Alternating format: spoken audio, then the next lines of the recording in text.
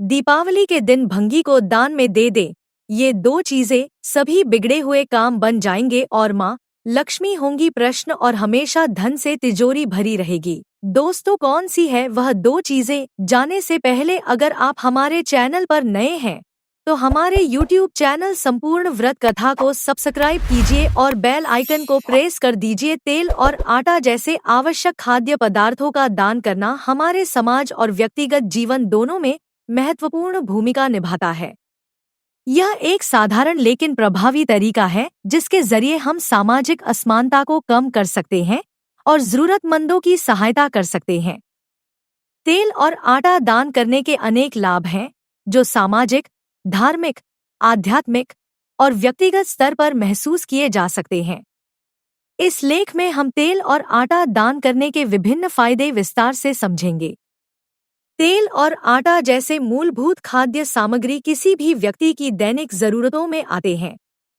इनका दान करने से गरीब और जरूरतमंद लोग अपने भोजन की सुरक्षा सुनिश्चित कर सकते हैं। आटा और तेल से बने खाद्य पदार्थ जैसे रोटियां, सब्जी आदि लोगों की बुनियादी भूख मिटाने में सहायक होते हैं। इससे गरीब तबकों में कुपोषण और भूख से जुड़ी समस्याओं को कम करने में मदद मिलती है। आटा और तेल जैसे पोषण से भरपूर खाद्य पदार्थों का सेवन स्वस्थ जीवन के लिए आवश्यक है। आटे में फाइबर, प्रोटीन और विटामिन होते हैं, जबकि तेल में आवश्यक वसा और ऊर्जा प्रदान करने वाले तत्व होते हैं। जब हम इन चीजों को दान करते हैं तो हम न सिर्फ भूख मिटाने में मदद करते हैं, बल्कि लोगों के स्वास्थ्य को बेहतर बनाने में भी योगदान करते हैं। गरीब परिवारों के लिए यह जरूरी पोषण प्रदान कर सकता है, जो शायद महंगे खाद्य पदार्थ खरीदने में सक्षम नहीं होते हैं। तेल और आटा जैसे आवश्यक वस्त्रों का दान करने से समाज में एकजुटता और सहानुभूति का विकास होता है। यह दान देने और लेने वाले दोनों के लिए एक सकारात्मक अनुभव होता है। दान करने वाला व्यक्ति खुद को समाज का जिम्मेदार सदस्य महसूस करता है, जबकि जरूरतमंदों को यह विश्वास होता है कि समाज उनकी परवाह करता है। इससे सामाजिक एकता मजबूत होती है और एक स्वस्थ समाज का निर्माण होता है। भारत में विभिन्न धर्मों में दान को अत्यंत महत्वपूर्ण माना गया है। तेल और आटा का दान धार्मिक कार्यों के रूप में भी देखा जाता है। कई धर्मों में यह विश्वास है कि दान करने से व्यक्ति के पापों का नाश होता है और उन्हें आध्यात्मिक शांति प्राप्त होती है। हिंदू धर्म में भी तेल और आटा का दान पुण्य के कार्यों में गिना जाता है। इसके अलावा कई धार्मिक अनुष्ठानों और त्योहारों के दौरान गरीबों को भोजन सामग्री दान करने की परंपरा भी है। धार्मिक विश्वास के अलावा कई लोग कर्म के सिद्धांत पर भी विश्वास करते हैं। इसका अर्थ यह है कि आप जो भी अच्छा करते हैं, उसका परिणाम आपको किसी न किसी रूप में अवश्य प्राप्त होता है।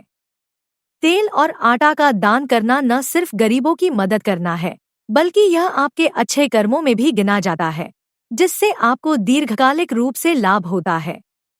यह सिद्धांत जीवन में सकारात्मकता और संतुलन बनाए रखने में सहायक होता है। तेल और आटा जैसे आवश्यक खाद्य पदार्थों का दान करना गरीब और कमजोर वर्गों के लिए आर्थिक रूप से भी सहायक होता है। दान प्राप्त करने वाले लोग जब अपनी भोजन की आवश्यकताओं को पूरा करने में समर्थ होते हैं, तो वे अपनी आय का उपयोग अन्य महत्वपूर्ण चीजों के लिए कर सकते हैं, जैसे बच्चों की शिक्षा, स्वास्थ्य देखभाल और आवास। इससे उनका आर्थिक बोझ कम होता है और उनके जीवन स्तर में सुधार आता है। जब हम जरूरतमंदों को तेल और आटा जैसे खाद्य पदार्थ दान करते हैं, तो इसका सीधा असर न केवल वर्तमान पीढ़ी पर, बल्कि भविष्य की पीढ़ियों पर भी पड़ता है। बेहतर पोषण और भोजन सुरक्षा से बच्चे शारीरिक और मानसिक रूप से स्वस्थ रहते हैं, जिससे उनका विकास सही तरीके से होता है। इस प्रकार दान का यह कार्य आने वाली पीढ़ियों के भविष्य को भी सुधारता है। तेल और आटा जैसे बुनियादी आवश्यकताओं का दान मानवाधिकार और गरिमा की रक्षा के दृष्टिकोण से भी महत्वपूर्ण है। भोजन किसी भी व्यक्ति का मौलिक अधिकार है और इस अधिकार को सुनिश्चित करने के लिए हमें अपने समाज के हर तबके की मदद करनी चाहिए। जब हम जरूरतमंदों को तेल और आटा दान करते हैं, तो हम उनकी गरिमा को बनाए रखने में मदद करते हैं जिससे वे भूखमरी की स्थिति से बाहर आकर आत्मसम्मान के साथ जी सकें। दान करने से एक सहकारी और परोपकारी भावना का विकास होता है। यह सामुदायिक विकास का एक प्रमुख तत्व है। जब एक समुदाय के सदस्य आपस में एक दूसरे की मदद करते हैं, तो यह पूरे समुदाय को मजबूत बनाता है। तेल और आटा जैसे बुनियादी आवश्यकताओं का दान करने से यह सुनिश्चित होता है कि जरूरतमंद लोग समुदाय के अन्य सदस्यों के साथ एकजुट होकर बेहतर जीवन जी सकें। तेल और आटा का उत्पादन प्राकृतिक संसाधनों पर आधारित होता है, जैसे कृषि भूमि, पानी और ऊर्जा। जब हम इन आवश्यक वस्त्रों का दान करते हैं, तो हम यह सुनिश्चित कर सकते हैं कि यह सामग्री उचित उपयोग में आ रही है और उसे बर्बाद नहीं किया जा रहा है।